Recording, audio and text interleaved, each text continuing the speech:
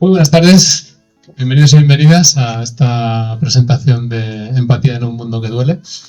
Y bueno, primero voy a presentar a mis compañeras, que tengo el grandísimo honor de sentirme aquí muy bien acompañado por ellas. A la izquierda es Silvia y a la derecha Irune, y ambas son alumnas mías en la universidad. Y bueno, siempre estas cosas se imponen un poquito, pero también me impone no solo por el público, sino por la humanidad de la gente que me acompaña, ¿no? Que es lo más, yo creo que es lo más importante en la vida, ¿no?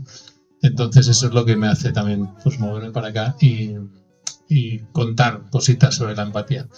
Ellas dos han leído el libro y vamos a tener aquí un diálogo pues muy libre, muy fluido, y vosotros podéis participar en cualquier momento, podéis preguntar, bueno, aportar lo que necesitéis.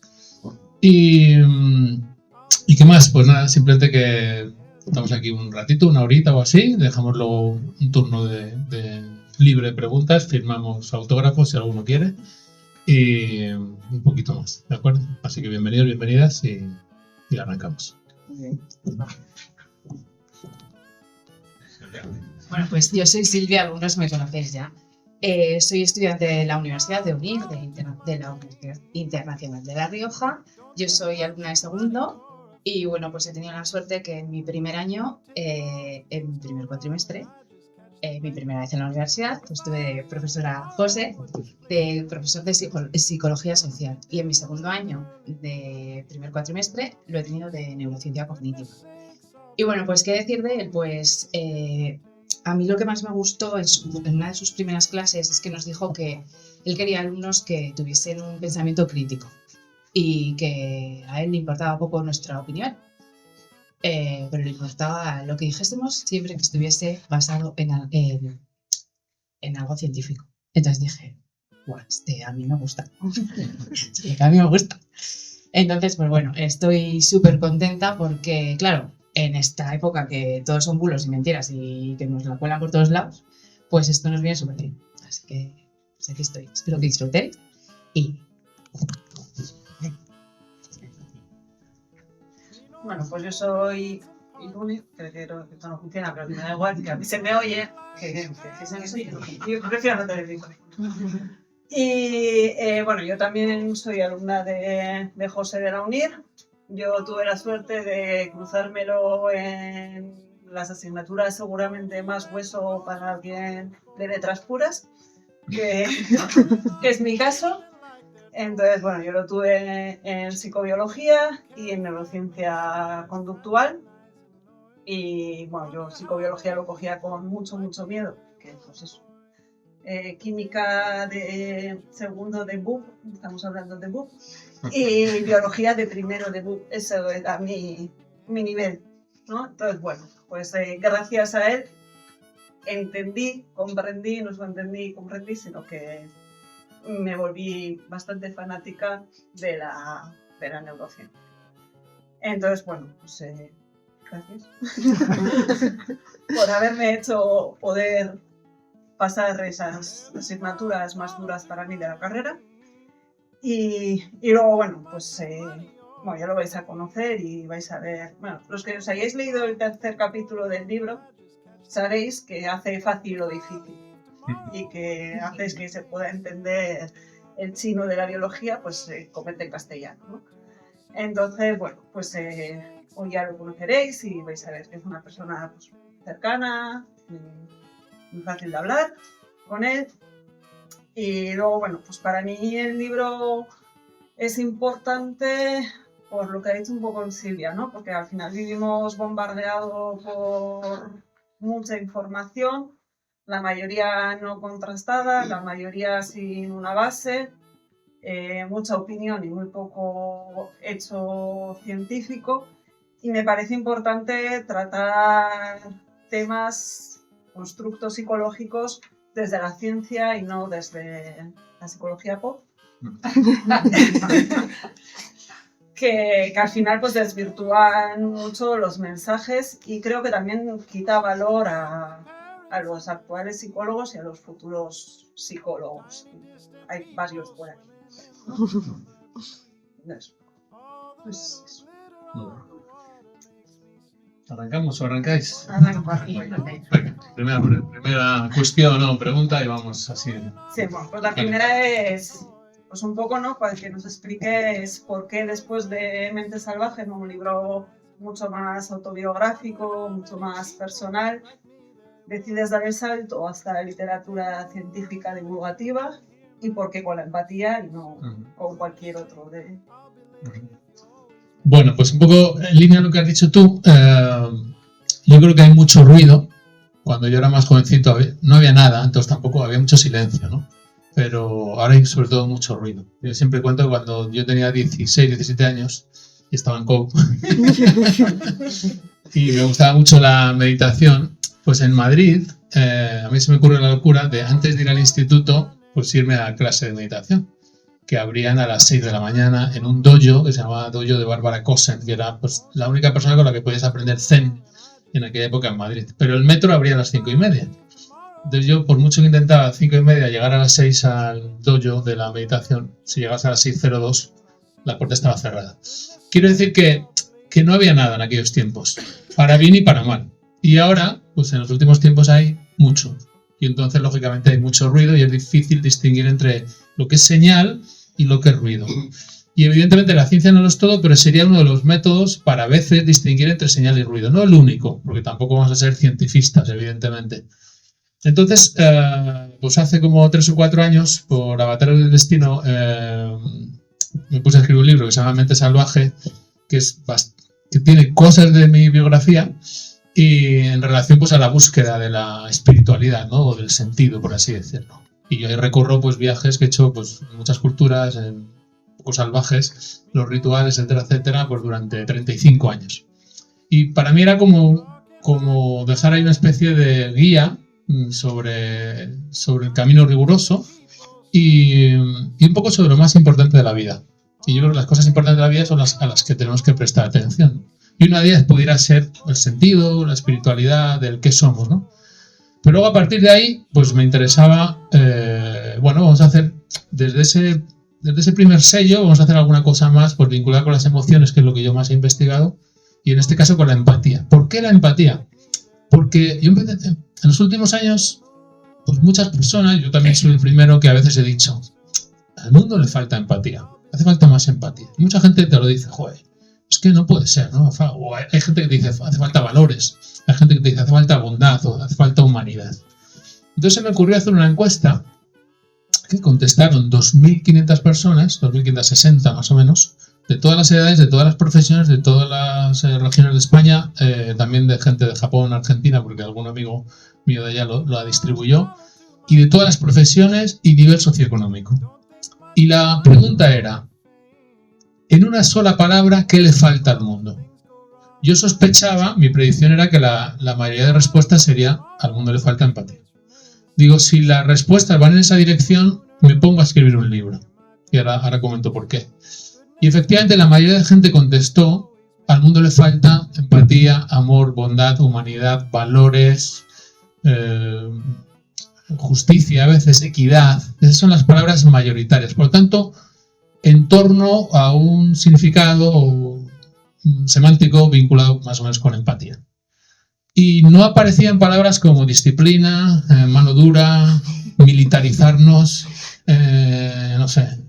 No aparecía nada de eso. En algunas personas aparecía la palabra inteligencia, que no está mal, o estrategia, o análisis. Pero casi todas las palabras eran sentimientos vinculados con bondad, empatía, o amor. Mujeres puntuaban un poquito más en amor, hombres un poquito más en empatía. Entonces yo pensé, si esta muestra, que es grande, puede ser representativa de una sociedad y la gente cree que al mundo le falta empatía, ahora hay que contarles lo que es la empatía, porque no es normalmente lo que la gente cree. Y entonces si estuviéramos invirtiendo esfuerzo o ilusión sobre un constructo y resulta que ese constructo tiene detalles o giros que no son lo que parecen, pues vamos a escribir libros sobre empatía. Hubo un poco de serendipia porque, y la serendipia en la vida hay que reconocerla, no hay que tirarse al esoterismo. A veces aparece y no pasa nada, es una experiencia más. Pero el caso es que yo estaba una noche en el sofá a veces tengo de hobby hacer índices de posibles libros, y entonces me hice un índice de un libro de empatía y ya más o menos en mi cabeza el primer capítulo con la introducción y tal, ¿no? Y a la mañana siguiente pues me escriben de la editorial de Grijalbo y me dicen, oye, José, que bueno, pues que te hemos seguido tal y nos interesaría que hicieras un libro pues sobre trauma, empatía, etcétera, etcétera. Y yo cometí un error porque le dije, no te lo vas a creer, pero yo anoche estaba ya escribiendo el índice. Bueno, se lo dije y me dijo, vale, te creo. Y entonces aparece el libro. Y quiero contar una cosita del libro, porque yo que no soy muy bueno leyendo contratos, bueno, pues yo leo el contrato, firmo, las letras pequeñas me dan mucha pereza. Y entonces cuando entrego el libro el 30 de junio, me dicen, bueno, les había pasado los capítulos para que vieran si les gustaba o no, y tiramos para adelante como en marzo. Entonces el 30 de junio lo entrego y el 1 de julio me dice Laura, la editora, me dice, a ver, está muy bien, pero en el contrato viene un número de palabras y te has pasado 150 páginas. Entonces la editorial fue muy amable porque hemos llegado a un acuerdo y yo le dije, esto no lo puedo tirar. O sea, claro, tonto de mí, yo quería hacer un tomo, ¿no? ¿Vale? Y lógicamente la editorial te dice, oye, esto pesa, los libros tienen que ser también prácticos, ¿no? Y en mi afán, pues yo quería hacer un tomo. El caso es que accedieron muy amablemente, entonces digamos que son 3 libros en uno. El libro físico, ese que está ahí, unos ejercicios en cada capítulo, ¿vale? Que yo personalmente en mi historia de vida nunca he hecho solo, y yo sé que en un libro se hacen solos, y esto es interesante hacerlo con alguien, ¿no? O con un grupo. Y luego una parte que con un código QR que te lleva a la página web y viene ese extra de 150 páginas donde puedes ampliar cada capítulo. El QR, haces una foto con una pestaña. Entonces, bueno, básicamente esa es un poco la historia del libro y el porqué, o de los 3 libros en uno. Vale, pues Micro. Sí. En tu libro nos hablas de 5 dimensiones de la empatía. ¿Nos puedes decir qué dimensiones son? Sí. ¿De qué van? Y solo un poco, ¿en qué zona del cerebro están? Vale.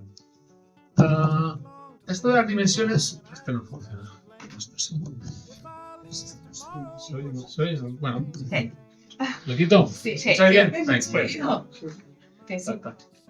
Bueno, había mucho material del libro que yo tengo pues por investigaciones o por cosas que vas leyendo, ¿no? Que luego otras las buscas. Pero al ir ordenando y al ir escribiéndolo, se me ocurre un día estructurarlo un poco, ¿no? Yo creo que sería mucho más didáctico ver que los grupos de investigaciones o de temas sobre la empatía, digamos, se vinculan con dimensiones, por así decirlo. Entonces hay una dimensión que es, oye, ¿la empatía es innata? Sí, es innata, por eso hay un capítulo que hablamos de animales, incluso de plantas, y cómo los animales tienen comportamientos empáticos. La segunda dimensión es la que más o menos se conoce, y a veces se conoce mal en la propia psicología, no digamos ya la psicología popular o en la psicología pop. Y en la psicología pop yo ahí hago mi ventilación emocional de todas las cosas que me frustran de la salud mental por reels y por cosas así instagrameras y cosas de estas, ¿no? Entonces la segunda dimensión sería pues esa dimensión afectiva, ¿no? Yo siento dolor si Silvia sufre, yo sufro si ella sufre, pero luego comprendo su dolor, que se llama empatía cognitiva o empatía afectiva, ¿no? De ahí también derivan muchos trastornos, es decir, hay personas que tienen muy alta una y baja la otra, y me puedo convertir en un psicópata integrado en un narciso, o me puedo quemar en la profesión de ayuda, los que son profesores, los que son enfermeros, médicos, bomberos, trabajadores sociales, atención al público, etcétera, etcétera, puedes acabar agotado, ¿vale? Porque la dimensión afectiva te supera, ¿no? Y luego hay una tercera dimensión, que luego me imagino que preguntaréis algo, que es muy peligrosa, que viene desde muy adentro y que no se conoce. Y es que la empatía es parroquial. ¿Qué quiere decir eso? Que es de mi grupo, que es de mi parroquia, que es de mi condado, ¿vale? Es de mi pueblo. Pero no es una bondad amorosa hacia todo el mundo, ni de lejos, ¿vale? Ni de lejos. Y precisamente, en vez de predisponerme al amor y la bondad, que es lo que solemos entenderla, me predispone a cosas a veces un poco feas. Pero luego a lo mejor contamos. Luego la cuarta dimensión es que si yo sufro porque Irune sufre y ella sigue sufriendo y yo sigo sufriendo, y ella sufre y yo sufro porque ella sufre, sufrimos ya, ¿vale? Sufrimos mucho y qué empáticos somos, ¿de acuerdo? Y qué penita que sufre y yo qué apenado estoy porque ella sufre. Y se lo cuenta a mi mujer y mi mujer acaba sufriendo porque yo sufro y porque Irune sufre, ¿vale? Ostras, es decir, es un constructo que en el fondo es pasivo, como veis. Y entonces ahora, yo he hecho muchos años de meditación, introspección y técnicas orientales y todas estas cosas, me las conozco todas. Y ahí aparece un término que se llama compasión, que también se puso un poco de moda porque viene de Estados Unidos, en principio de Asia, pero pasa por Estados Unidos, se reconvierte en otra cosa. Y entonces la compasión pues, se ha ofertado, por así decirlo, pues, como un constructo prácticamente salvador. Tienes empatía, eso es limitado porque sufres. Si tienes compasión, ya está solucionado. Pero sí es cierto, luego lo comentamos, que la compasión es activa. Entonces, o la empatía puede ser activa. Si la empatía puede ser activa, como por ejemplo la emoción de la culpa, donde yo siento el daño que he hecho, pero también ejerzo una conducta reparadora sobre eso que he hecho.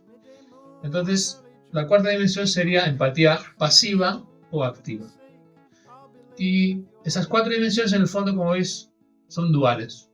Innata adquirida, endogrupo subgrupo, cognitiva afectiva, ¿vale? Y pasiva activa.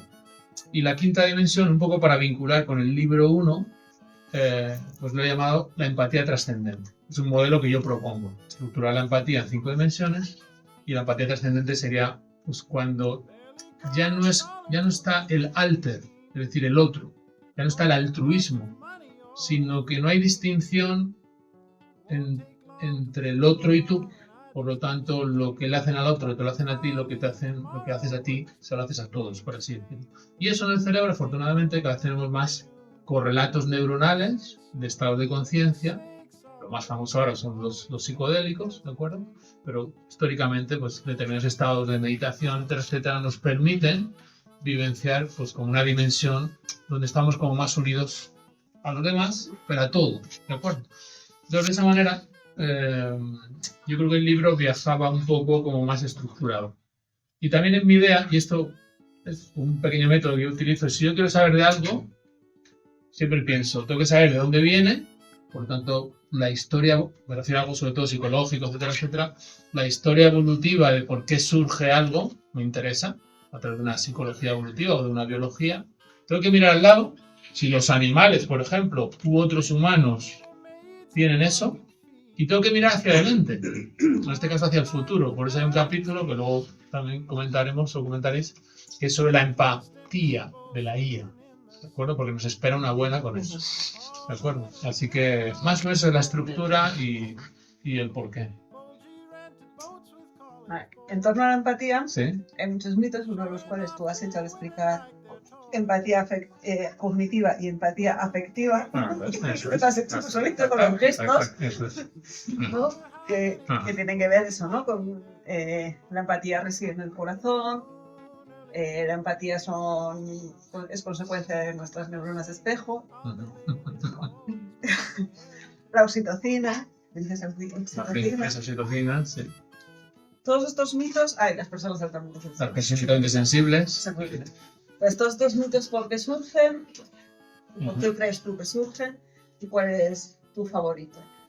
El que más te gusta. Mi favorito. Bueno, yo creo que más o menos todos, probablemente estemos aquí de acuerdo, vinculado con el ruido este que decíamos al inicio, y con una salud mental o una psicología, pues casi de Reels, ¿no? Si queréis esperar un poquito. Esas empáticas no están ahora mismo. No digo, pero está abierto. Así trabajo. Vale.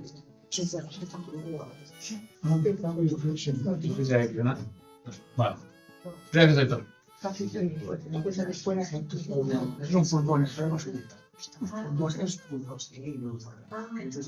Bueno, hay dentro de ese ruido hay muchísimos mitos. Y los mitos se hacen famosos por su simpleza. ¿De acuerdo? De hecho, nosotros ahora publicamos el año que viene, un paper sobre fake news. Y lo que vemos en las fake news, sobre todo, es que apelan a lo que se llama la necesidad de cierre. Yo no tengo respuesta para algo, tú me das una solución. Aunque yo sospeche que pueda ser falsa o poco rigurosa, pero es una solución. Y entonces, para el cerebro, las soluciones le calman, aunque no sean buenas. Por eso somos a veces tan tribales, ¿no? Pues si se fuera este y viene el siguiente, es muy bueno, los catalanes son no sé qué, los andaluces son no sé cuántos, y así lo soluciono como muy fácil. El caso es que es peligroso que haya mitos sobre aspectos profundos, humanos, psicológicos, físicos, nutricionales, etc. Es muy peligroso, evidentemente. Entonces, en torno a la empatía hay un montón de ellos. De hecho, se podría haber escrito un libro solo sobre mitos. Bueno, a mí, lógicamente, para bien o para mal, pues me dedico a estas cosas y creo que con cierto esfuerzo, por lo menos en los años. Entonces, cuando ves mitos y mitos y mitos y mitos, es un poco molesto, ¿no? Es como, dices, ¿qué hago? ¿Qué puedo hacer, no? Porque el mito, además, o la solución fácil, las redes están, por ejemplo, preparadas para que se viralice la mentira y no la verdad. ¿De acuerdo? El comportamiento impulsivo, la negatividad, etcétera, etcétera. El caso es que en torno a... Digo, bueno, vamos a hacer no un libro, pero por lo menos un capítulo de mitos. Entonces hay muchos, y uno los ha nombrado. Uno es la oxitocina, ¿no? La famosa oxitocina, donde abrazas a alguien 8 segundos, y eso es una absoluta porquería, porque yo no voy a abrazar a mi hijo para generar oxitocina. Ya no me hace falta bajar el nivel científico. Si yo abrazo a mi hijo para generar oxitocina, estoy convirtiendo el amor en utilitarismo. Esto es bastante grave. Pero casi es más grave que no lo creamos. ¿Vale? Abraza a la gente y generas oxitocina. Vete al teatro, entonces, y baja tu cortisol. ¿No? Yo voy al teatro porque es bello. ¿De acuerdo? Mira el amanecer y el sol porque así se regulan tus ritmos circadianos. No, yo miro el amanecer porque es maravilloso. ¿De acuerdo? Entonces, por aquí hay mucho que hablar, ¿no? Podríamos, en el libro está. Otro que pulula mucho actualmente son las personas altamente sensibles, que os lo habréis escuchado últimamente, ¿no? Yo me he hecho el test, que evidentemente es algo altamente sensible. Como todos los de aquí. Saldríamos todos altamente sensibles. Pero hay una cosa del test que es curiosa. Que te mandan un email a casa y te pone: enhorabuena, José. Es usted. Paz. Esto psicológicamente es una aberración. Imagínate que te hicieras un test de personalidad y te dijeran: enhorabuena, usted es introvertido. Enhorabuena, usted es neurótico. Enhorabuena, usted es una cosa que no tiene ni pie ni cabeza. Y en los estudios se ve que las personas altamente sensibles no son más empáticas. Lo podemos entender. Si eres muy sensible a todo, no estás en disposición de atender, escuchar, sentir al otro. Te abruma ese sentir. Y hay algo que yo explico muchas veces, así como muy resumido, le digo a la gente: a ver, hay un proceso muy básico en el sistema nervioso que se llama habituación y otro sensibilización. Nos habituamos a lo bueno y nos sensibilizamos a lo malo. Hay que hacer al revés. Hay que habituarse a lo malo, en el sentido de que a mí no me gusta el reggaetón, entiendo que a vosotros tampoco, ¿vale? Pero si yo con el reggaetón hago sensibilización, estoy perdido.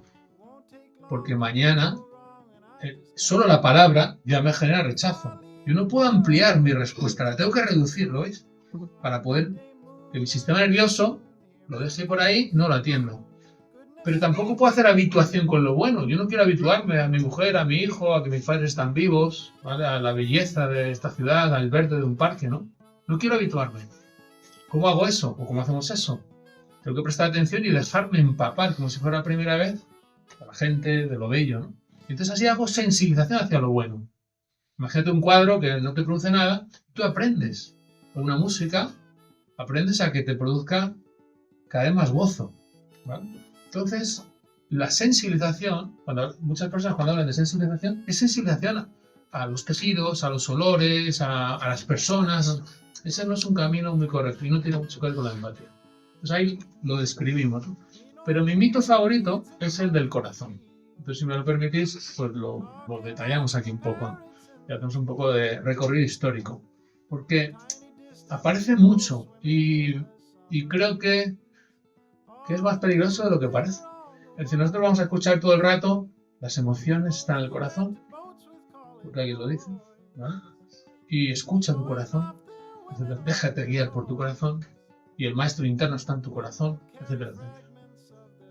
Eso supone una dualidad, vamos a explicar. Y comienza más o menos la historia hace 2500 años, donde un señor que se llama Alcmeón de Crotona, en Grecia, dijo que todas estas cosas de la mente están aquí, vinculadas con este órgano, ¿vale? Y no le hicieron mucho caso, no había ciencia, era un poco más intuitivo, y luego llegó Aristóteles, que era evidentemente muy sabio, y dijo, no, la conciencia humana está aquí. Las emociones, la inteligencia, la esencia humana está en el centro. ¿Por qué? Primero porque el corazón mueve la sangre es el espíritu que da vida, porque somos animales de sangre caliente, ¿vale? Entonces necesitamos esa distinción respecto a otros animales. Aristóteles era muy sabio, pero no era anatomista ni era fisiólogo, y esto en la historia a veces marca matices, y entonces él se impuso con eso y la hipótesis cardiocéntrica tomó mucha fuerza. En medicina china, que yo la conozco bien, porque la estudié muchos años y la enseñé muchísimos años, se habla del Zen. Y el Zen es el alma que está en el corazón. Y es el que organiza los otros Zens, que son los espíritus de los órganos. No había nada en el cerebro. El cerebro lo llaman las vísceras curiosas. Y lo ponen junto al útero y la médula espinal. Lo dejan ahí como si no tuviera importancia. Y todo son 5 órganos. Y aquí está el Po, el Yi, el Zi, y luego está el Jun en el hígado y el Sen. Y el Sen se vincula con el corazón. Y entonces dicen que todo es cardiocéntrico. Porque además está en el centro, y China, sí, no sé chino, pero sirve casi. China, que se dice Chunkuo, por lo visto, algo así, significa país del centro. Y para ellos el emperador está en el centro. Y entonces, digamos, a nivel simetrías y analogías, el hombre con el universo, la tierra, el cielo, el Zen, el espíritu, la esencia, está en el corazón. Los chinos, cardiocéntricos. Los egipcios lo mismo. Cuando alguien moría, le hacían la psicostasia. Pesaban ese corazón y entonces veían si pesaba mucho o poco, pues iba al mundo del más allá, ¿no? Es decir, todas las culturas convergen en el pecho, en el corazón. Llega un hombre un poco provocador, un poco altivo, que sabía griego, pues que daba sus clases en griego, que era el idioma de la cultura, y no en latín, y que era médico de gladiadores y consejero de Nerón, y se llamaba Galeno. Y a mí me inspira mucho esa figura, un poco porque era un poco chulo, provocador y tal. Y entonces pinchaba ahí bastante, ¿no? Entonces él dijo, no se preocupen, que yo voy a demostrar que el corazón no es la sede de la conciencia, ni de la empatía, ni de las emociones, ni de nada. Y cogía a un cerdo y reunió a científicos y gente ilustrada de la época y seccionó un nervio laríngeo y entonces demostró que el cerdo ya no podía chillar, no podía emitir lenguaje y que el nervio, lógicamente, se vinculaba con el corazón, perdón, con el cerebro y no con el corazón. Pero el peso de Aristóteles fue muy grande y a pesar de que la demostración de Galeno en el año 206, más o menos después de Cristo, creo, fue, creo que menos, creo que 70, parece. Bueno, fue extraordinaria. Aristóteles como que ganó la batalla. San Agustín siguió por ahí, la Iglesia siguió por ahí, los chinos no tuvieron revolución científica e industrial, siguieron por ahí hasta ahora. De hecho, yo cuando enseñaba medicina china era muy difícil decirle a un amante de la medicina china que la conciencia está arriba y no aquí. Entonces eso queda en el lenguaje popular. Y en el lenguaje popular decimos se me heló el corazón, me traicionó, el corazón partió, decían por ahí la canción, etcétera, etcétera. ¿Vale? Ahora empieza a haber términos cerebrales, ¿no? Voy a hacerme un reset. Bueno, ya decimos esa persona no tiene cerebro. Entonces, bueno, la cosa se está como equilibrando un poco. Pero en el lenguaje, y como decía Irún, en los gestos, ¿vale? Lo cognitivo lo señalamos aquí y lo afectivo lo señalamos aquí. El caso es que, ¿por qué podríamos mostrar esto? Pues vamos a hacer un viaje. Hacéis un viaje conmigo. y nos vamos al desierto de Viricuta, en México, podéis conmigo, y cogemos unos botones de un cactus que se llama peyote, y aunque tengáis un poco de reparo no pasa nada, lo comemos todo junto. Cuando tomamos los botones del peyote, pasan por aquí, bajan el estómago, y como es muy, muy amargo, pues siento un poquito de malestar. Y a lo mejor tengo ganas de vomitar. Pero mi psique no ha cambiado. Mi conciencia no ha cambiado. Mi atención no ha cambiado. Eso entra por el digestivo, se absorbe en el duodeno, va por la vena porta y llega al hígado. Y el peyote ya está dentro de ti, ya no están los botones. Bueno, en el hígado se metaboliza la mescalina, que es uno de sus principios activos, y asciende por la vena suprahepática y llega aquí a la cava y entra aquí al corazón y pasa al lado izquierdo. Y no ha cambiado nada, mi atención, mi consciencia, mis emociones, no ha cambiado nada. Y ya llevo 25 minutos. Y ahora toda mi sangre aristotélica está por todo el cuerpo, está inundada de mescalina. No cambia nada. Cuando sale por la aorta y sube para arriba por carótidas anterior, basilar, posterior y atraviesa la barrera hematoencefálica, y esa sangre cargada en mescalina entra al cerebro, llega a un montón de receptores, como si fueran llaves y cerraduras, que cambian todo el comportamiento, sobre todo la serotonina, y de otras más cosas que no sabemos todavía, y el individuo empieza a sentir una calma como nunca, incluso empieza a ver colores que nunca ha visto, pero son muy bellos, como si fueran rosetones de catedrales, bueno, y conecta con sus emociones, etcétera, con el ambiente, bla, bla, bla. Es decir, solo cuando la sustancia entra al cerebro produce un cambio de conciencia. Ninguna sustancia que entra al corazón produce cambio de conciencia per se. ¿Vale? Entonces, ante esto hay un montón de mitos y se siguen editando libros hablando de las emociones del corazón y es un poco peligroso. ¿Por qué? Porque en el fondo es anular la razón. ¿Vale? Es decir, no... La razón está de la cabeza, el lenguaje de la cabeza, lo que importa es el cuerpo, siempre separándonos en dos, ¿no? Otra cosa que a mí me repatea un poco es cuando se habla del campo magnético. Es que el campo, a lo mejor lo habréis visto por ahí en algunos vídeos donde se ve dos personas con una especie de campo, como si fuera un campo áurico, y entonces con empatía y con amor esos dos campos cuánticos, claro, o magnéticos, resuenan entre ellos, ¿no? Y entonces ahí hay una unión de los corazones, etcétera, etcétera. Eso tiene poco o nulo rigor. ¿Por qué? Porque el campo magnético, si hay aquí algún ingeniero, sabe que el campo magnético decrece con el cuadrado de la distancia. Es decir, que a 8 centímetros, el campo magnético de mi corazón, que sobre todo viene porque la hemoglobina tiene hierro, y está aquí girando, es despreciable, pero a 2 metros es inexistente, ¿de acuerdo? Y a 5 metros, como dicen por ahí, es inexistente. Pues aquí hay mucho pseudo, ¿vale? Muchas tontunas que se dicen por ahí, luego se vincula con la resiliencia, con la variabilidad cardíaca, que no tendría mucho que ver. Entonces nosotros no podemos pensar, y fijaros lo que voy a decir, no podemos pensar que el cuerpo es un lugar donde está la verdad. ¿Por qué? Y a mí me encanta hacer disciplinas psicocorporales. Porque las sensaciones del cuerpo, en realidad, vienen comandadas por predicciones de mi cerebro. ¿No? Es decir, yo puedo estar muy contento ahora e interpretar esta sensación como una especie de activación eufórica y alegre.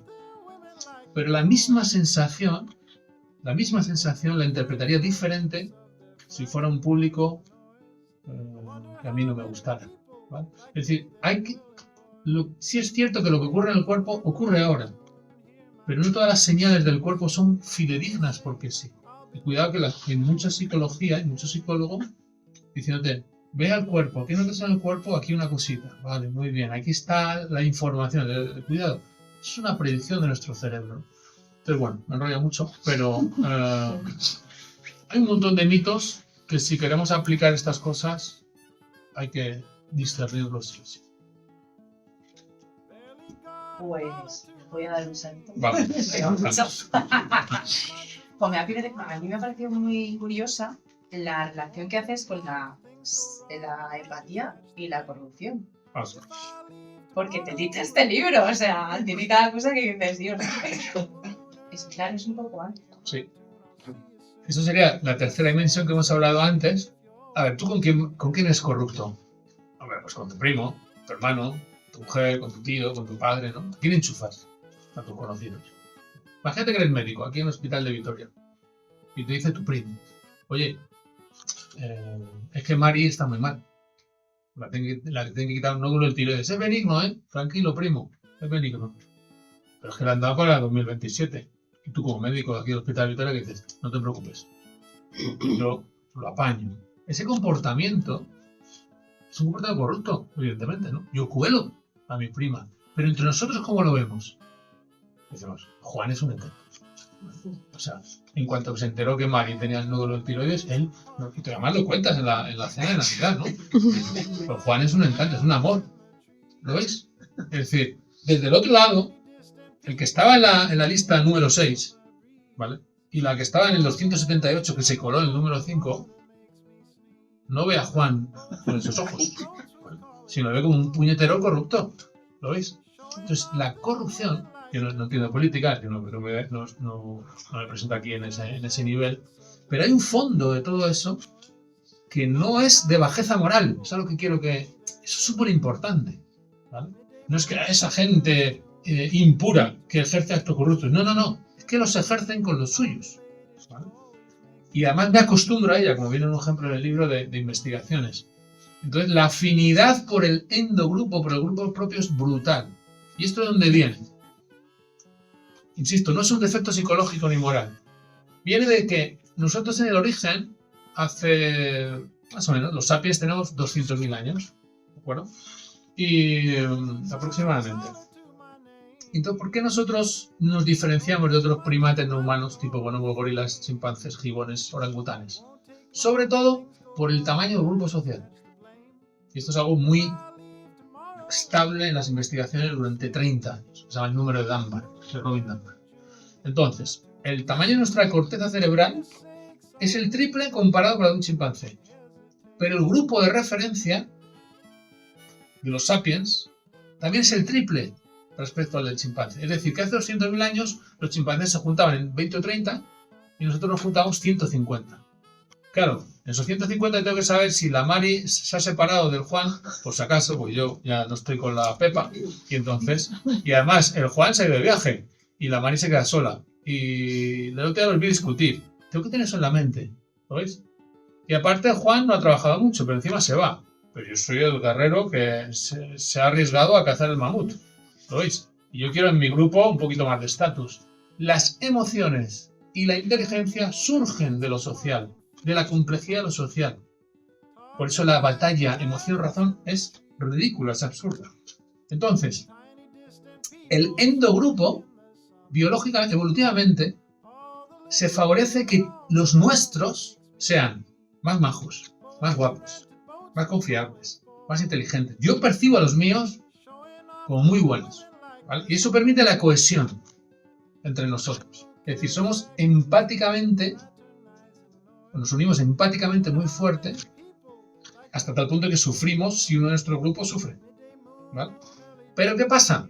Y aquí entraría la famosa oxitocina, entre otras, o vínculo. Pero ¿qué pasa con los diferentes? Con el exogrupo.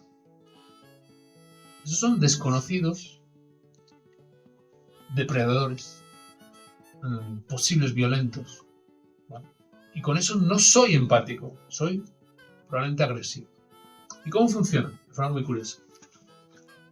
Yo tengo un sesgo de endofavoritismo grupal. ¿Y cómo opera? Pues, si mi grupo falla, pensad en un equipo de fútbol, ¿vale? O un partido, lo que sea, o cualquier tipo de grupo en el fondo, que hace una tarea. Si mi grupo falla, es porque hemos tenido mala suerte. Es porque el balón chocó en el palo. Es porque nos ha tocado un árbitro. Yo soy un poco del Barça, ¿vale? Entonces, pero vivo al lado de la Ciudad Deportiva del Real Madrid, pues un poco provocado. Entonces, solo por eso, No, me da un poco igual, pero eso sí me gusta.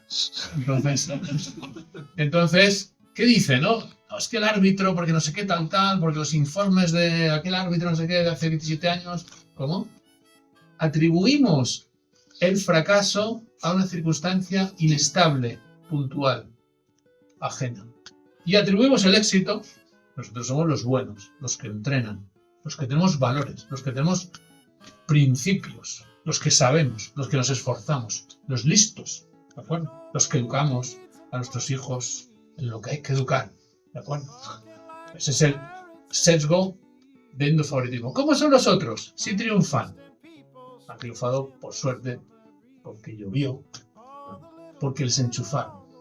Pero si fracasa el exogrupo, ¿qué decimos? Que son unos paquetes, son malos, no valen para nada. Ese sesgo opera así, ¿de acuerdo? Entonces la corrupción tiene mucho que ver con la tercera dimensión. Pero insisto, no tanto bajeza moral, sino una construcción psicológica innata. Y ahí está el gran límite de la empatía. El gran límite de la empatía es que es de la parroquia, ¿de acuerdo? No me permite ir más allá, ¿vale? Y esto lo utiliza a veces incluso el marketing, ¿no? Te cuenta una historia de, si tú eres una ONG, ¿qué te interesa? ¿Decir que hay 10.000 niños sufriendo? No. Cuentas uno. Esta niña, que vive en Burkina Faso, que se llama... Pones el ejemplo de una persona.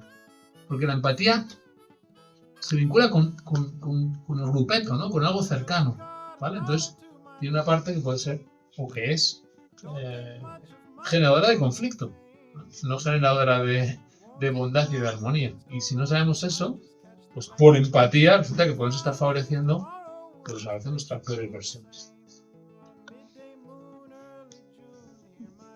También voy a cambiar un poco de tercio. Y antes has hablado, ¿no? Cuando estabas hablando de la empatía cognitiva y afectiva, has hablado de ese queme por empatía, de esa fatiga por empatía, que bueno, pues que muchas personas, sobre todo en profesiones de cuidado, pues estamos ahí. Y a mí, pues eso es algo que a mí me preocupa, porque yo como futura psicóloga y viniendo de la educación, que es de donde yo vengo, y que ya veo que esto no se me da especialmente bien. ¿Cómo que no? ¿Te da muy bien?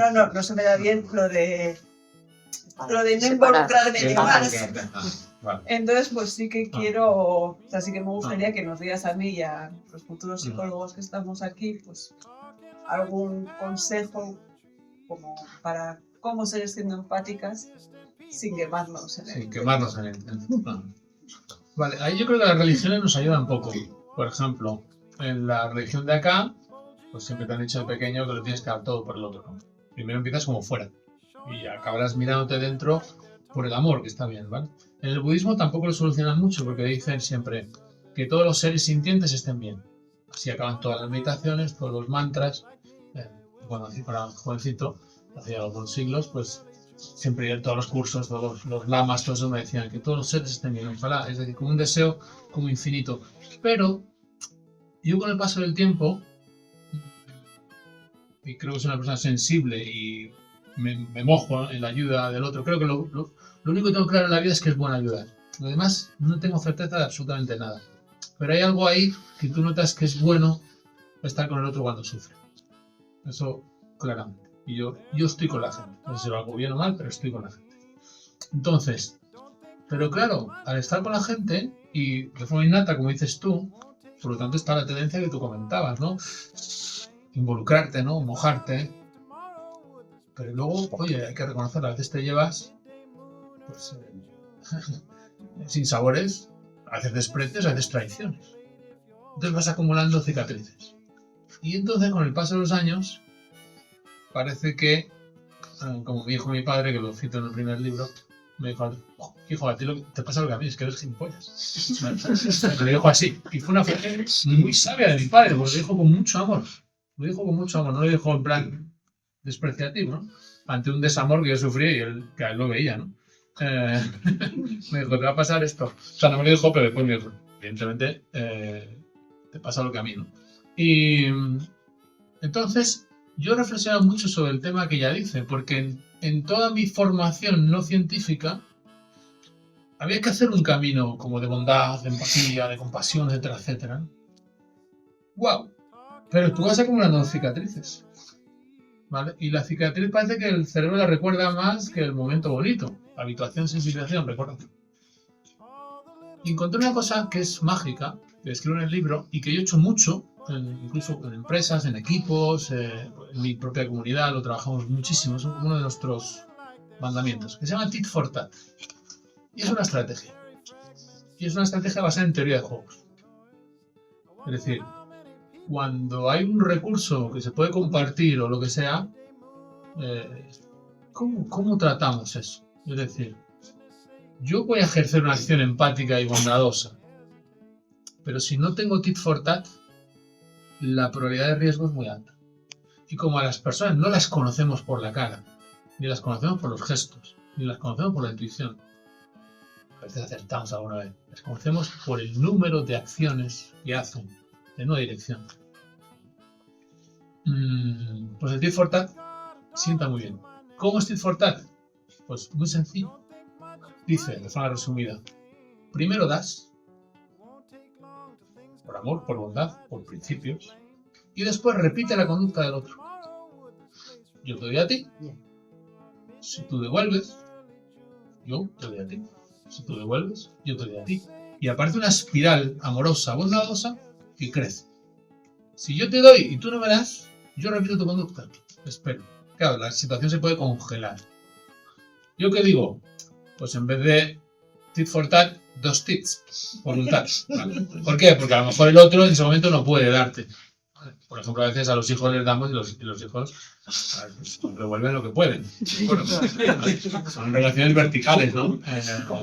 O yo, por ejemplo, no le puedo devolver a mis maestros, no les puedo devolver. Hay cosas que me han enseñado que yo nunca podría devolver. Cuando alguien tiene más comprensión sobre un fenómeno que yo no hubiera llegado nunca por mí mismo, es imposible. Por lo tanto, siempre estoy en deuda. Lo que pasa es que siempre se lo hago saber, ¿no? Por eso, en todos mis libros aparecen ahí 2 palabras dedicadas a ello, ¿no? Entonces, podemos ser flexibles con el tit for tat. No anula la bondad, pero introduce un poquito la estrategia. Claro, la estrategia suena como que... entonces no es de corazón. No, claro que es de corazón. Es que yo quiero seguir amando, ¿vale? Pero necesito cauces.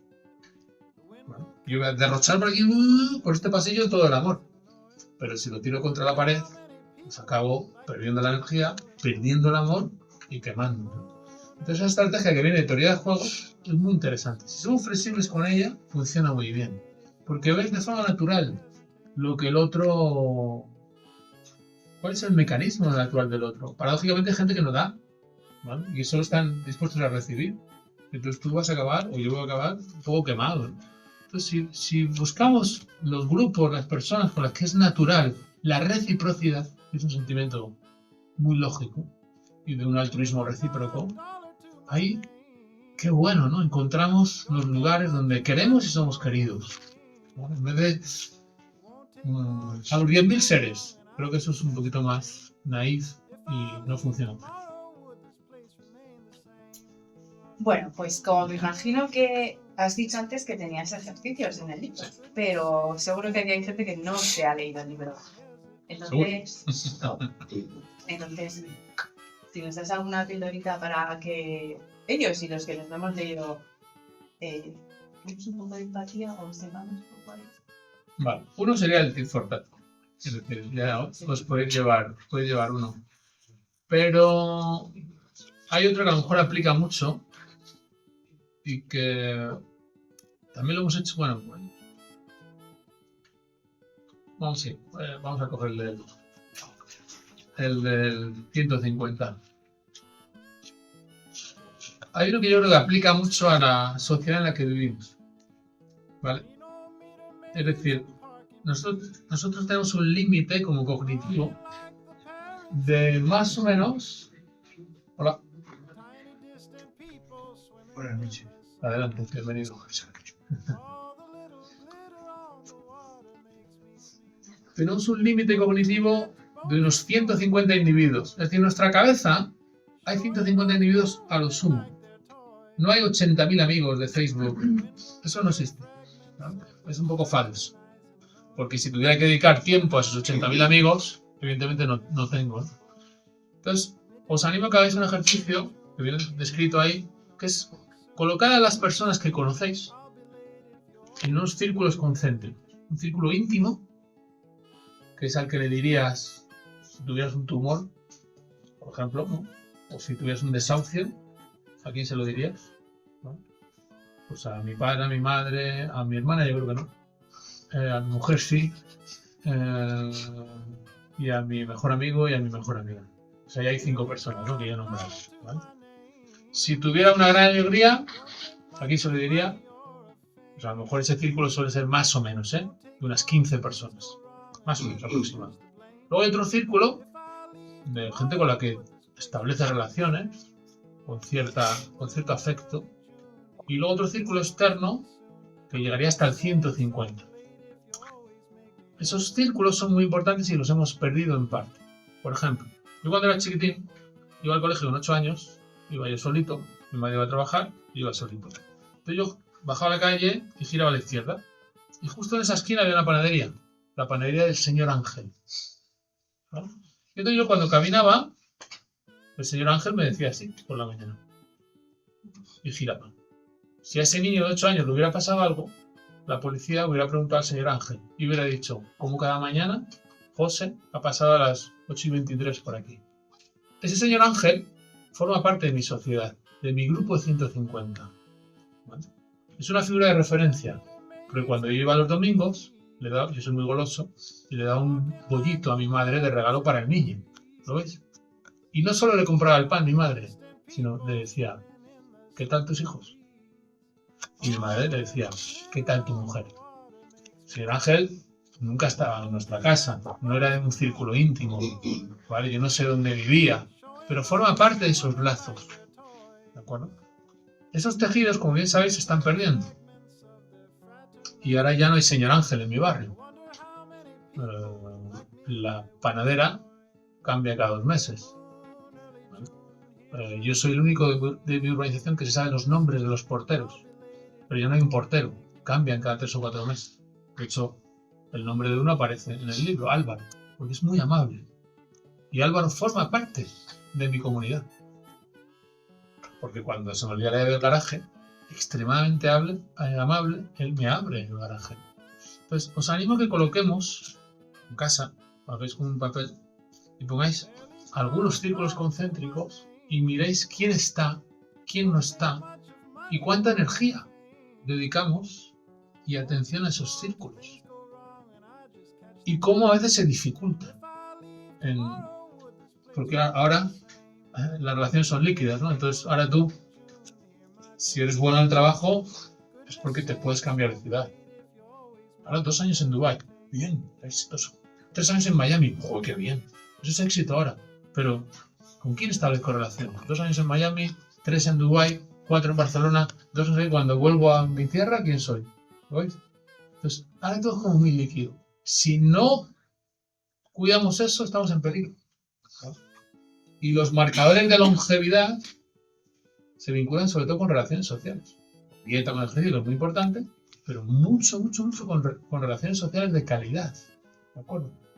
Entonces, parte del 150, cómo enraizar eso, nos puede ayudar a echar mejor, entre otros. Gracias.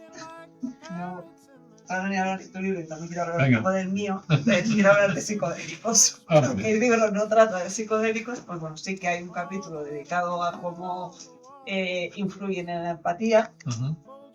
Y bueno, el libro está explicado desde la ciencia y yo quiero que nos lo expliques desde tu experiencia. Vale. Los psicodélicos. Sí. Y los psicodélicos y la empatía. Vale. Bueno, mi historia con los psicodélicos es muy particular porque yo no he bebido alcohol nunca. Nunca he probado una cerveza. Bueno, probé a los 14, fui un tipo raro. Y no me gustó. Y probé el whisky a los 8 años porque mi padre me lo dio. Y me dijo, tómate esto. No, primero me dio un cigarro con 8 años. Me dijo, prueba. Y dije, no, lo probé. Empecé a toser y me dijo, toma, con esto se te pasa. Y me dio un whisky. Y yo le cogí como mucha aversión, ¿verdad? Y a mí, como me gustaba la meditación y el silencio, pues yo no soy un chico que no pasa nada, ¿vale? Ni bueno ni malo. El caso es que yo a los 32 años, en el desierto de México que os he contado, con un profesor que yo llevaba 6 años con él, le seguía por todo el mundo, iba 3 veces a Estados Unidos cada año, pues me ofreció tomar peyote. En contra de su discurso que decía que las plantas o los psicodélicos no había que tomarlos porque bla bla bla bla bla. Esto era el año 2003. Que ahora hay información, ahora están de moda, pero en aquella época atreverte a tomar el psicodélico cuando en tu cultura eso era como muy muy peligroso, era un ejercicio muy difícil. ¿De acuerdo? Entonces, la verdad es que yo lo tomé, o sea, yo nunca he buscado en las técnicas, nunca he buscado hacer una técnica, yo no he buscado hacer yoga, o hacer artes marciales, o hacer artes marciales, pero nunca he buscado, yo que sé, hacer, no sé, tal meditación. Lo que he buscado es a gente que sabe mucho, y que me gustaba cómo vivían, y cómo hablaban de la vida, ¿no? Y ellos me decían, haz esta técnica. Y yo hacía la técnica porque era lo que él o esta persona me decía, ¿no? Con el riesgo también de la confianza hacia los profesores, que a veces te puede salir rana, ¿no? Bueno, el caso es que yo ahí probé el peyote y luego caí en la cultura swat de los jíbaros, se usan los jíbaros, que es un nombre despectivo para ellos, se llaman los swat, y ahí pues durante 18 años, pues, con lo cual el hombre de medicina está en mi corazón, pues he tomado muchos psicodélicos en cantidades industriales, como hacen los salvajes de la selva, ¿de acuerdo? Entonces, ¿qué pasa con eso? Pues vamos a ver como varios niveles. Primero el nivel neuro, ¿no? Es decir, yo tomo una sustancia, como hemos descrito antes. Pues cuando entra al cerebro, pues es una sustancia empatógena, directamente, ¿vale? Es decir, te inunda de empatía afectiva. Bueno, empatía afectiva brutal, completamente brutal. Te sientes uno con la planta, uno con el mundo, uno contigo, uno con la gente. En esa experiencia suelen estar también tus propias creencias, etcétera, etcétera. Y lógicamente puede ser una experiencia que es transformadora porque es intensa. ¿Vale? Las experiencias intensas tienen un riesgo. Pueden ser transformadoras o pueden fortalecer las creencias. ¿Vale? Porque como es intenso, ¿quién no tiene un sueño muy intenso y lo da por cierto? Cuando algo muy intenso, cuesta mucho dudar de ello, o de si es ilusorio. El caso es que con un entorno muy, muy adecuado, la sustancia tiene una potencia química evidente, que es lo que se investiga en neurociencia. Y está muy bien, y creo que está muy bien. Entonces, en el libro describo pues, cuáles son las sustancias empatógenas y las que no. Y abro una reflexión que a mí me parece muy curiosa. Yo no tengo la respuesta y no es ningún juicio, pero fijaros que las sustancias que más reducen la empatía son el alcohol, las benzodiazepinas y los analgésicos. Tomar paracetamol reduce un poquito la empatía. Los analgésicos reducen la empatía. Como si tengo un esguince, me tomo... Sí. ¿Por qué? Porque las regiones de dolor físico, dolor emocional y dolor social en el cerebro están solapadas. Si yo no permito el dolor físico, es más difícil construir dolor social. ¿Vale? Y si me hago un esguince en la final de la Copa del Mundo, no es solo dolor físico, es dolor social. ¿Lo veis? Y si yo digo, ¿por qué a mí me duele esto? Y no me tiene que doler a mí, no es solo dolor físico, es dolor emocional y social. Entonces, qué curioso que en mi cultura las sustancias empatógenas no se conocen o están mal vistas y las sustancias bien vistas bajan la empatía. Es una reflexión que yo hago, no para juzgar el que tomamos analgésicos o benzodiazepinas. Quizá es que hay tanto sufrimiento y es tan difícil la vida que necesito anestesiar a veces un poquito mis capacidades empáticas, porque si no, yo leo el periódico y es como, vale, todas las noticias son horrorosas, ¿vale? Corrupción de uno, corrupción de otro, no sé cuánto, discusión de uno, insulto del otro, explosión aquí, incendio aquí, navajas aquí, drogas aquí, narcolancha, no sé qué, además de todo el mundo, no solo de tu barrio, ¿de acuerdo? Entonces quizá está por eso. Y ahí analizamos pues los clásicos, los psicodélicos clásicos, la mescalina del peyote, del San Pedro, es un cactus precioso que yo tengo mucho cariño. La psilocibina, que es el hongo, honguitos que vemos en el estiércol de las vacas por el campo. Incluso la manita muscaria, que aquí en Vitoria hay en los bosques, ¿vale? Que es la famosa seta de los cuentos y que curiosamente está en los cuentos de los niños, ¿vale? Es decir, hay determinados símbolos que permanecen ahí como en el subconsciente colectivo para que no se pierdan. Pero bueno, ahí he hablado un poco de cómo funciona. Y luego el otro nivel, a lo mejor eso que tú me preguntas también, es ¿hacia dónde va a tender eso? Y yo soy un poco pesimista ahí. Es decir, creo que va a pasar lo mismo que ha pasado con la meditación y que yo viví con 18 años con el Tai Chi y el Qigong. Es decir, las cosas que venían de Oriente tiene muchos errores, muchísimos, en contra de lo que pensemos que es todo amor y espiritualidad, en absoluto. Tiene un montón de limitaciones, como tenemos nosotros. Pero, por tradición, suelen respetar bastante el origen de las cosas. Nosotros solemos sobresimplificar. Pues yo creo que la meditación moderna, el tai chi moderno, el yoga moderno, el qigong moderno, ha perdido mucho de su contexto. Y los psicodélicos van a perder mucho de su contexto. En tanto los van a usar psicólogos. Que yo quiero mucho la psicología, pero lo van a usar psicólogos, que a lo mejor no han buscado el espíritu o la espiritualidad en su vida, ¿vale? O a lo mejor no son personas profundas para contactar con lo profundo. Son personas para terapia, para determinadas cosas, pero no para estar en lo profundo de la vida, ¿no? En el agradecimiento fuerte, ¿no? del cristal con el que nos ilumina la vida cada instante, toda vida, de momento, a pesar del sufrimiento. Entonces se va a convertir en algo probablemente de molécula. La psiquiatría pujará porque sea una pastilla, la psicología pujará porque sea una terapia.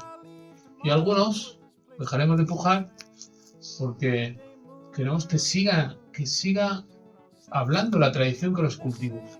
Para que me entendáis. Si tú en una ingesta de psicodélicos vieras a un tigre o a un felino que sale del agua y que tiene aquí como unos brazos como biónicos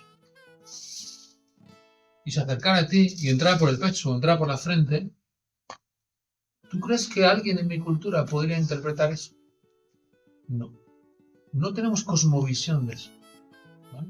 Si convertimos esa sustancia con el hombre medicina, con el ritual, con la cosmovisión del lugar, si la convertimos en una molécula, podemos perder todo ese imaginario que ellos conocen muy, muy, muy bien.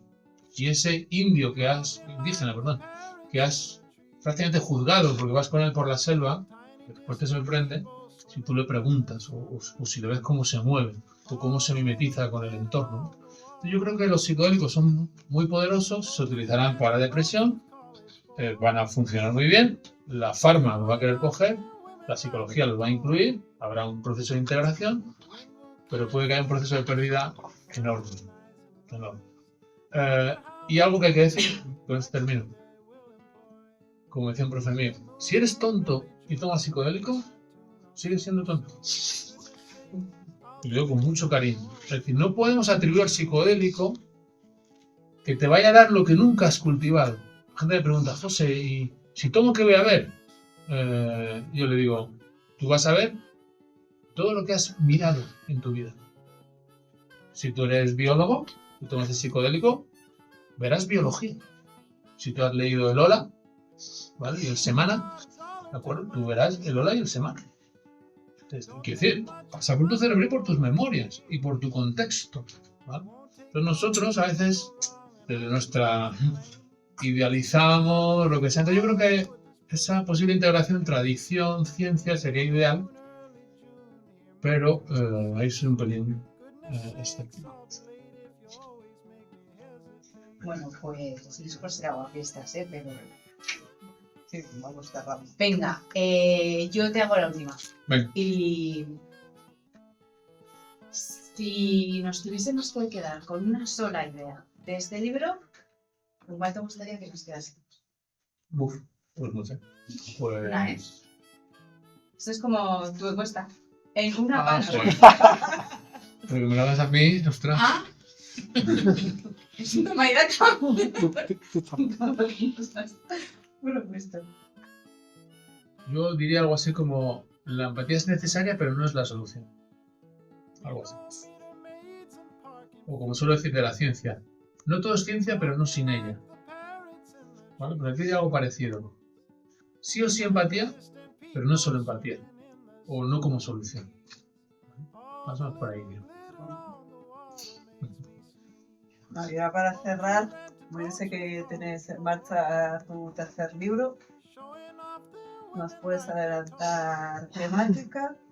O por lo menos si va más en la línea de empatía en lo que duele o de salvaje. Pues si soy sincero, no sé qué hacer. Tengo los índices ya por ahí, no los sé. Pero... Y aquí me abro en canal, ¿eh? Y además... Mira, este cabrón se abre. Escucha mi corazón. Yo creo que es complicado. O sea, esto de escribir libros es un poco raro. En el sentido de... A ver, si escribo un libro tiene que ser... Digo yo, ¿no? No como marketing, modelo de negocio, que está muy bien. Pero desde luego no es mi camino. Tiene que aportar algo, ¿vale? Pero hay que ver si eso es lo que la gente demanda y lo que la gente quiere, ¿no? Hay dos que los tengo en la cabeza y que tardaría muy poco en escribirlos y que me interesaría mucho. Pero no sé si... Perdón, esto no digo. Uno es sobre algo que a mí me duele un montón. Sobre todo me duele porque mi catedrático, que yo le quiero mucho, pues probablemente sea de la persona que más sabe en el mundo de emociones. Y ya no os digo de expresión de la emoción, probablemente sea el número 1, número 2, número 3. ¿Vale? Y ya es catedrático emérito. Y a mí me duele mucho ver a un sabio, o un erudito en este caso, en una disciplina a la que ha dedicado toda su vida, una profundidad de pensamiento que yo no llevo. Y me duele mucho ver esa especie de frustración bien manejada, con mucha elegancia, del que sabe mucho pero no ha podido de alguna manera divulgar un mensaje como se merece, ¿vale? Entonces el libro iría, y lo escribiría con él, de hecho lo llevamos hablando 2 años, y sería sobre la expresión de las emociones. Es decir, todas estas cosas que vemos una y otra vez y que nosotros conocemos, y yo conozco además detrás de las puertas lo que hay, en toda esta gente que nos dice que si elevas un hombro, si giras el pómulo, si haces esto con esto, que tiene no sé qué, que si Sánchez sube el hombro, que si Feijóo pone esta cara, que si... Todas esas cosas que venden libros y libros y libros y llenan cursos en empresas, no sé qué, de detección de mentiras. Yo me los conozco a todos, soy un talibán. Curiosamente, en octubre, ellos mismos me llamaron para una formación, ¿vale? Y les estoy dando formación y les he dicho, no sé por qué metéis al león en la jaula y cogéis las llaves y las tiráis fuera, pero ya sabéis que yo voy a ir a saco, no pasa nada, José.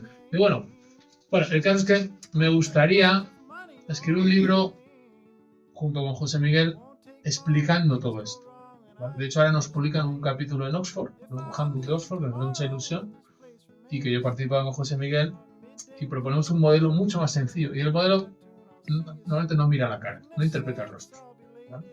¿Por qué digo esto? Porque a mí muchas veces me han juzgado por mis expresiones, ¿vale? En mi propia casa, ¿no? ¿Estás enfadado?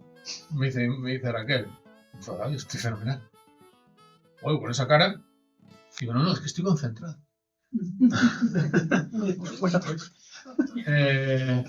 No se te ve contento, pero sí, cuando yo estoy contento yo hago así. ¿Por qué? Porque es como alivio. Mi alegría es alivio, porque si estoy contento por algo es porque he terminado algo, ¿no? ¿Vale? O ha sucedido algo y como la vida es muy complicada, pues si estoy contento porque como todo puede salir regular, pues si algo sale bien, es como, me quedo así. Entonces, y hay incluso casos en Estados Unidos de personas que se suicidaron en una celda porque hubo un policía que les interpretó los gestos. ¿Vale? Esto es bastante grave. Y hay gente que yo conozco a todos, y además se lo digo siempre directamente, no tengo ningún miedo, enseñando a detectar mentiras a personas no psicólogas para llevarlo a peritajes judiciales.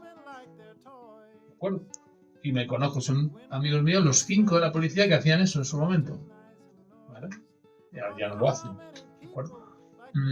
Es un tema que creo que sería importante y sería muy bonito enseñar a la gente, decirle a la gente que en la mirada sobre el otro no tenemos que interpretar. No tenemos que interpretar. No solo el aspecto físico, sino también los cambios de aspecto a través de las expresiones gestuales o faciales. Ese sería uno. Y otro, que también está el índice y todo, es relativa a otra moda que aparece ahora, es un poco más complicado. No sé si me meteré en eso o no lo sé. Pero en torno a todo esto que se habla ahora sobre la muerte y la gente que está con un infarto en el quirófano y hablan con sus seres queridos y todas estas cosas, y hay una conciencia suprema y todas estas cosas, ¿vale? Ahí se están diciendo cosas muy, muy, muy graves y muy, muy a la ligera, ¿vale? Y yo creo que tengo bastante experiencia en eso, conozco también investigadores, y sería bueno explicar cómo se está manipulando la información científica, etcétera, etcétera, ¿no?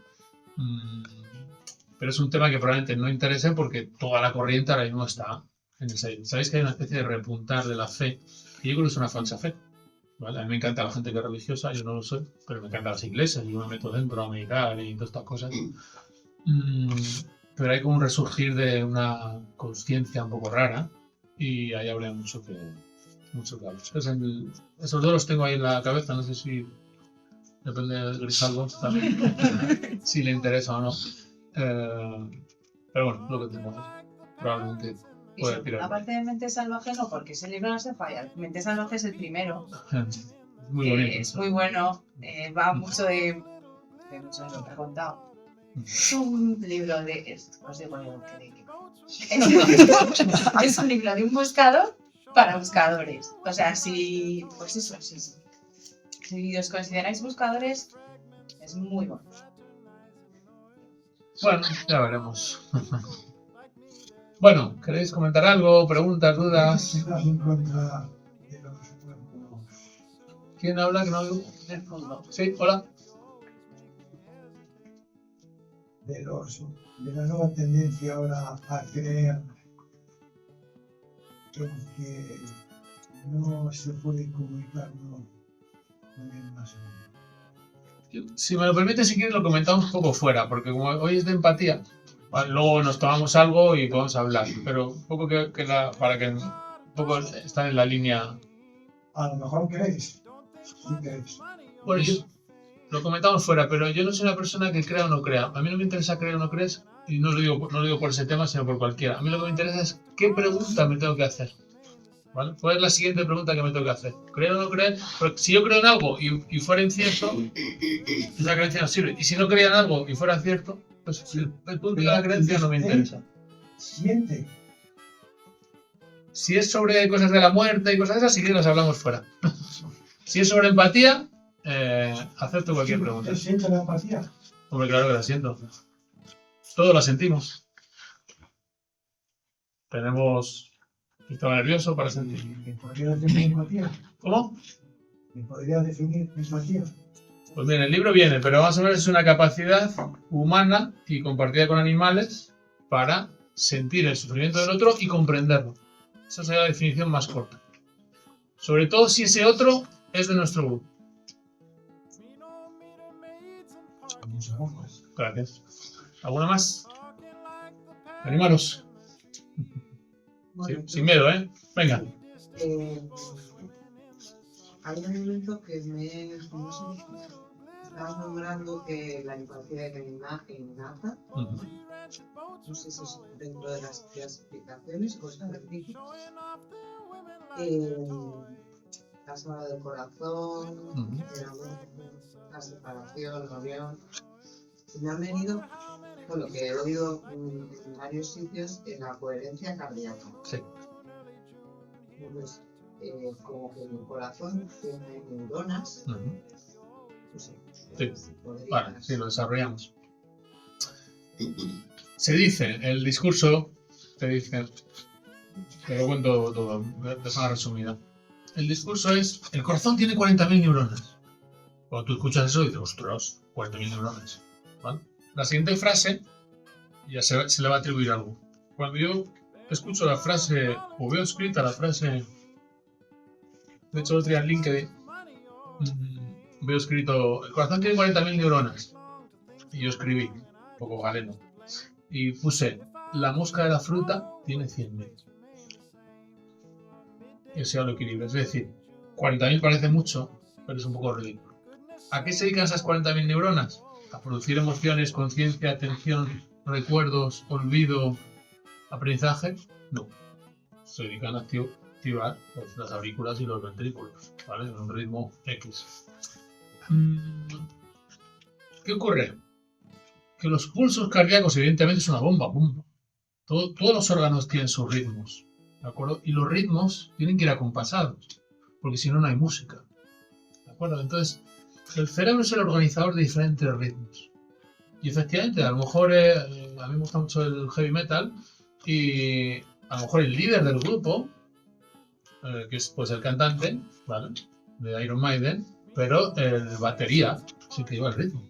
Y Led Zeppelin, que es maravilloso, el maestro es el John Bonham, o sea, perdón, John Paul Jones, el bajista. El bajista lleva ahí todos los ritmos, ¿de acuerdo? La melodía lo llevan ellos. Entonces, quiere decir, el cerebro se comunica con todos los órganos a diferentes ritmos. Y esos ritmos, que se llama más cross frequency coupling, es muy bonito en el cerebro. Entonces, imagínate una onda así, como muy grande, otra menos grande, pero el periodo es el mismo. Luego tienes aquí una pequeñita, pero donde cae la primera, en el punto cero del eje X, cae la segunda, cae la tercera y cae las pequeñitas. Entonces, frecuencias rápidas, frecuencias lentas y frecuencias ultra lentas en el propio cerebro van acompasadas. Cuando esas frecuencias van acompasadas, las personas sentimos el mundo, el cuerpo, el yo, y eso está unido. Cuando estas frecuencias se desacoplan, desaparece el mundo o el yo o la consciencia, por ejemplo, cuando dormimos. Entonces, el cerebro manda información el corazón manda información al cerebro para que empiece con la batería. Y hay potenciales, se llama ICP, potenciales relacionados con el pulso cardíaco. Neuronales, pero relacionados con el pulso cardíaco.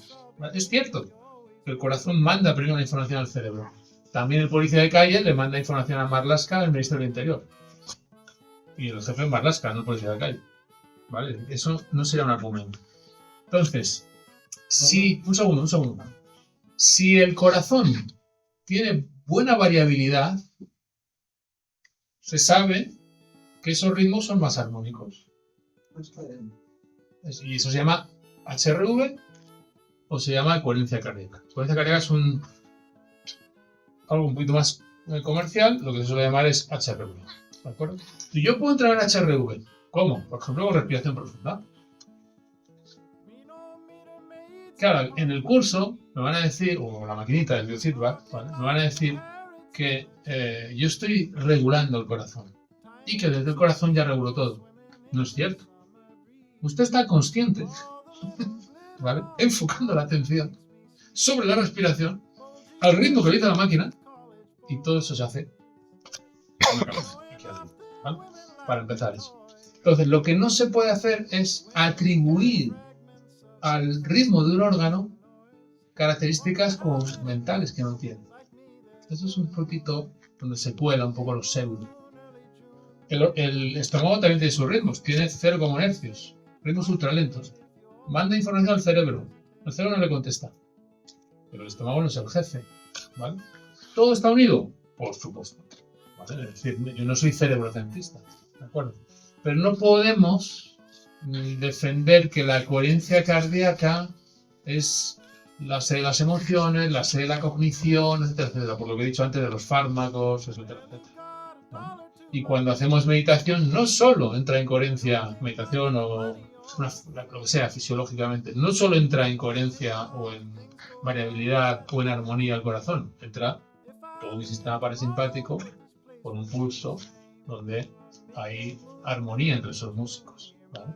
Pero la integración de esa información se hace arriba, sí o sí, con la complejidad neuronal de 86.000 millones de neuronas.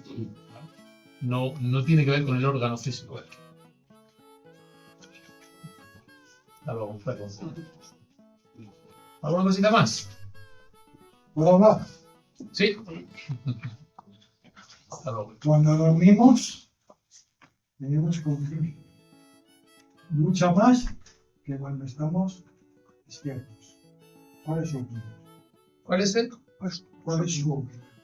No, en absoluto. Porque en el sueño no REM, ¿vale? Nadie recuerda nada. Y eso es fácilmente comprobable. Entonces, de hecho, esas frecuencias del cross frequency que he hablado se desacoplan, ¿vale? En el sueño REM sí, en el sueño REM yo sueño. Y puedo ser algo consciente. De poco, porque si viene un gnomo y me asusta, no me doy cuenta que es un gnomo y que le podría dar me podría decir vete, ¿vale? Si el sueño es lúcido, y entonces se activa un poquito la corteza prefrontal, controlo algo del sueño. Pero la lucidez, en el caso de conseguirla, dura poco. Y en el sueño no REM, de ondas lentas, no hay nadie jamás que ha sido consciente de nada. Entonces, Pues yo, cuando duermo, no soy consciente más que cuando estoy despierto. pues usted tiene esa suerte y le animo a ir a un laboratorio de neurología ahora mismo. Porque sería usted un caso para publicar en Nature. Y no dudo de su experiencia. Pero le animo. Pero además esta misma noche. No espere a... Dame el número de teléfono. ¿El qué? El número de teléfono. No, que busque usted el hospital donde le puedan hacer eso. Y done usted su capacidad para la acción. ¿Alguna pregunta más? Chicos, chicas. Sí, por ahí. La empatía Sí. se produce en el cerebro. ¿Qué hemisferio actúa? ¿Derecho o izquierdo? Vale, buena pregunta. Ese también es un poquito de mito, porque los dos hemisferios están unidos por una tela, por así decirlo, se llama el cuerpo calloso, con 200 millones de fibras. ¿Vale? En todo caso, el hemisferio izquierdo es un poquito más vinculado con el lenguaje, más que racional, y el derecho es un poquito más holístico. Pero eso hay que rebajarlo, porque también se convirtió un poco en mito. Pero lo que sí podemos ver es que hay como una red. Hay una red que se llama ínsula cingulado, ¿vale? Y también sustancia gris, que tiene que ver con esa empatía afectiva. Y hay otra red, que es por aquí, por la unión temporoparietal, el surco temporal, por aquí, y el prefrontal, que tiene más que ver con la empatía cognitiva. Hay cierta disociación en el cerebro de comprender al otro versus sentir al otro. Pero no es muy hemisférica. Quizá la de comprender, como tiene que ver con el análisis, está un poquito más lateralizada a la izquierda, ¿vale? Pero no podríamos decir la empatía es del cerebro izquierdo o del cerebro derecho. No, hay muchas regiones, tanto de la corteza como debajo de la subcorteza, implicadas. Yo describo 9 regiones implicadas en la empatía. Y no es tanto la región, sino cómo se comunican entre ellas como una red, ¿vale? Es una red social, ampliamente social. Y forma parte del cerebro social.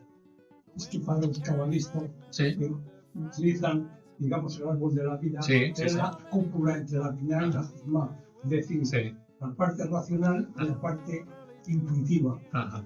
Y tiene que haber conexión entre ambas. Claro que las hay. Lo que pasa es que no podíamos traducir esa metáfora bella, antigua, de la cábala en un correlato anatómico, ¿vale? En un correlato psicológico sí. La razón y la intuición están ahí jugando entre ellas. Pero en un correlato anatómico no.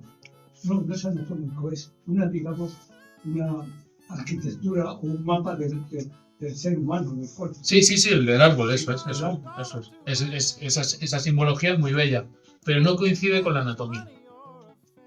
Uno es, digamos que es un mapa. ¿No? Sí, eso es. Y el mapa no es el territorio. Eso es.